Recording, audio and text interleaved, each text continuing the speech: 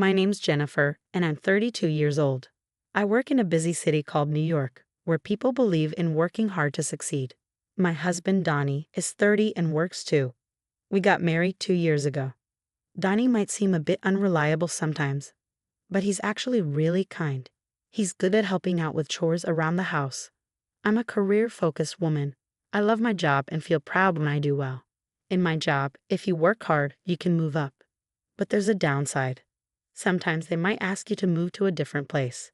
And if you want to have a baby, there's no rule about taking time off. Many women quit their jobs when they get married or have kids. I used to think the same way. I wanted to focus on my career and didn't plan on getting married. When Donnie asked me to marry him, I said no at first. I told him, I love my job. I'm in charge of a team now, but I want to go even higher. I can't imagine settling down or having kids. But Donnie understood. He promised we'd share the chores and wouldn't have kids. Eventually, I agreed to marry him because he was so understanding. Both Donnie and I work, so sometimes we don't split the chores exactly as we planned. But we help each other out, and I think we do pretty well. Sometimes my in-laws make annoying comments like, "You should focus more on your home than your job," or, "When are you having kids?" But it's not too bothersome because Donnie always supports me. Living with Donnie has been nice, and I've learned to enjoy being married. Then, one day, my boss, who's the head of our department, called me about a possible move to a different office. He said, "What do you think? You'd work at a branch office for a while, but you'd come back here after 2 years. You'd have a good position there, and if you do well, you'll get promoted when you come back. You might even become the first woman to lead a department. It's a pretty good opportunity, right?" Accepting or refusing this move could decide if I'll get promoted at my job. Everyone who's become a boss or higher has done a move like this. If I say no, I might stay in my current job, but I could also get moved to a less important position. Before I got married, I would have taken this chance right away, but now, being married made me feel hesitant. I told my boss, "Thank you for thinking of me.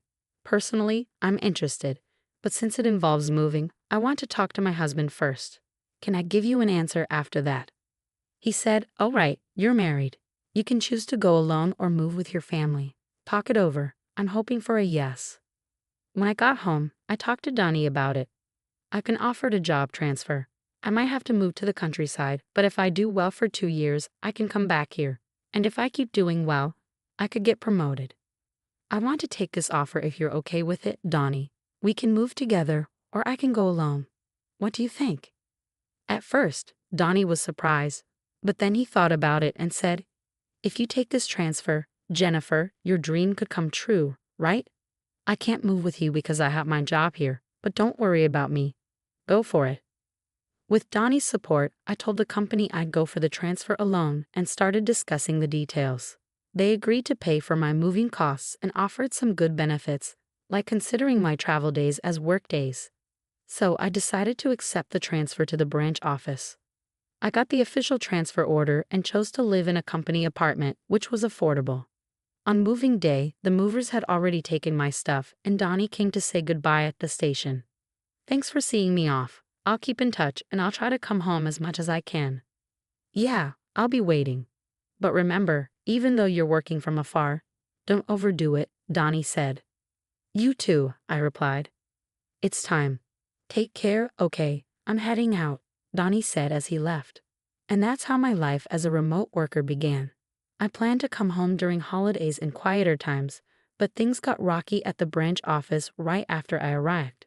I won't take orders from a woman. How can I trust someone new like her? One of the local employees complained. I faced resistance from the staff there. They spread rumors about me, didn't listen to my instructions, and even ignored my calls. And then things got worse when a project I was overseeing had a big mistake because one of my team members deliberately kept me out of the loop. The subordinate who was responsible looked really shocked, but as the boss, it was my job to handle it. I had to fix the problem, apologize, and not only get things back on track, but also mend relationships with my team. My boss saw how tough things were for me and gave me some advice. I've been through a transfer too, so I get it. It might not seem fair, but you can't just push your way through. It's important to communicate well, understand others, and build relationships horizontally. So I followed my boss's advice. I spent more time getting to know everyone at the branch and even joined the neighborhood association since the company's housing was part of it. Before I knew it, I was so busy that I couldn't find time for myself, let alone go back home where my husband was waiting. I kept in touch with him, but after a few months of remote work, it got hard to reach him at night. I'm working late every day because work is tough. I get tired and end up falling asleep. As my husband made excuses and I got busier with work, I didn't suspect anything and focused more on my job. Once during a slow work period on a long holiday, I decided to go back home to New York on short notice. But I couldn't reach my husband by phone or text, so I returned from my remote work without telling him. When I opened the door to our home after a long time away, something felt strange. Then a woman I didn't recognize rushed to the door, saying, "Justin, welcome back. If I knew you were coming home early, I would have prepared." We both froze, staring at each other in shock. Finally, the woman spoke up, Sorry, but who are you? And who are you? This is my house." "Wait, what? I live here." After arguing and getting nowhere, we decided to check the house number outside. To my surprise, it matched the custom nameplate I had ordered. The key works, and the nameplate's right. "This is my house. I'm going in," I insisted. "Wait, what?" "Stop." Ignoring her protests, I pushed past her and entered the house. Inside, everything had changed. The curtains, the furniture, all of it. There was a photo of my husband and the woman at a theme park, mugs I'd never seen before, and unfamiliar toothbrushes and skincare items in the bathroom. The bed linens were different, and the wardrobe held only the woman's clothes. My husband's stuff was hidden away in a back room. As I stood there in shock, I heard the front door open. "I'm home." "Oh, Lola, did you invite a friend over?" "Justin, thank goodness you're back. This woman just barged into our house." The man the woman called Justin was definitely my husband, Donnie. Seeing me, he looked surprised. "What are you doing here?" "Donnie, why is she calling you Justin? Can you explain what's happening?" I asked him. "What do you mean? This is Justin, right?" "Justin." "Well, actually," my husband seemed flustered under our questioning. "Lola, his real name is Donnie. Isn't that what's on your driver's license? And I'm Donnie's wife, Jennifer." "That's not true. He told me he was divorced." "Donnie, you need to explain everything clearly," I insisted. "Jennifer, you were gone for so long, and I was lonely. So I thought I'd try a dating app, and that's where I met Lola," Donnie explained. "So Justin is your fake name on the dating app?" I questioned. "No, it's not like that. I was worried if my real name came out. It might cause problems, so I used a different first name but kept my last name," Donnie clarified. "And why did you lie about being divorced?" I pressed further. Lola's profile said she'd never dated a man before and was serious about finding someone for marriage. It struck a chord with me, so I lied about being divorced to win her over. "We started living together," Donnie admitted. "Why would you do something like that?" I asked, puzzled. At that moment, my husband began justifying his actions defiantly. "It's because you're always away for work. It's natural for a man to want companionship. We've been living separate lives because of your job and the long hours. I just wanted a warm home where my wife would be there with dinner when I got back." I was shocked to hear this, as I always thought my husband understood and supported my career. "But that doesn't excuse what you did. What you did was wrong. If you wanted to be with someone else, you should have ended our marriage first. Why didn't you do the right thing? I cared about both of you. I never wanted to leave either of you. After everything you've done, I was bound to find out when I came back. It's unbelievable that you thought you could deceive me like this." "Well, it's your fault for not keeping your promise and coming back. If you had, I wouldn't have even thought about cheating." "What on earth? I've told you how hard work has been, and you still did this," I yelled, feeling a mix of anger and hurt. Our argument escalated into a shouting match, with the woman my husband cheated with standing there, looking stunned. She realized she'd been tricked by a married man into his mess. "So everything was a lie. You played me for a fool." "I'm leaving right now," she exclaimed. "Lola, wait, it's not what you think," my husband pleaded, but it was too late. My husband tried to stop the other woman from leaving, but she brushed him off, repulsed. "Don't touch me with your filthy hands. I can't believe a single word you say," she cursed before storming out, packing her things and leaving for her parents' house. Furious with my husband, I decided to take action against his betrayal. Gathering evidence, I brought it back with me when I returned to work. The first thing I did was hire a detective to look into my husband's mistress.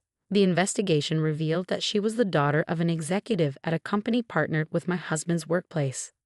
I had a lawyer send proof of the affair to both my husband's home and the other woman's parents.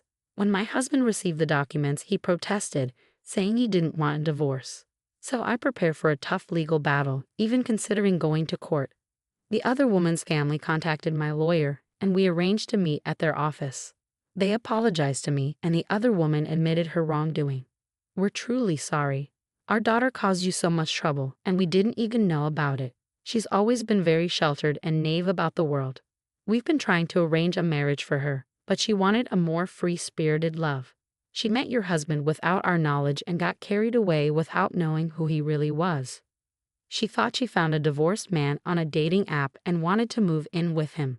We told her to stop seeing him, but she didn't listen. She was so caught up in her fantasies that she ran away from home to be with him. Our daughter was shocked to find out she was the other woman and blames herself. She's getting therapy now. We're willing to pay you $50,000 as a settlement and hope you'll keep this matter private." The other woman and her parents shook my hand firmly. "I understand your apology, but I have one condition. I'm preparing for a divorce, but my husband won't agree. If you're willing to cooperate and provide testimony if this goes to trial, then I'll accept the settlement." "Okay, we'll cooperate, but we don't want our daughter to have a permanent record of this. Is there any other way we can help punish him?" "Well, it just so happens that his workplace is our client." In an unexpected turn of events, the woman my husband cheated with and I teamed up. We planned to give him a taste of his own medicine. His workplace was about to face a crisis because he had upset an executive at one of their client companies. And guess who would take the fall? Only my husband. Meanwhile, back at home, his parents were trying to reach out to him, unaware of the chaos. "Jennifer isn't answering our calls, and she won't call back either. Is she so caught up in work that she forgot about us? When is she coming back?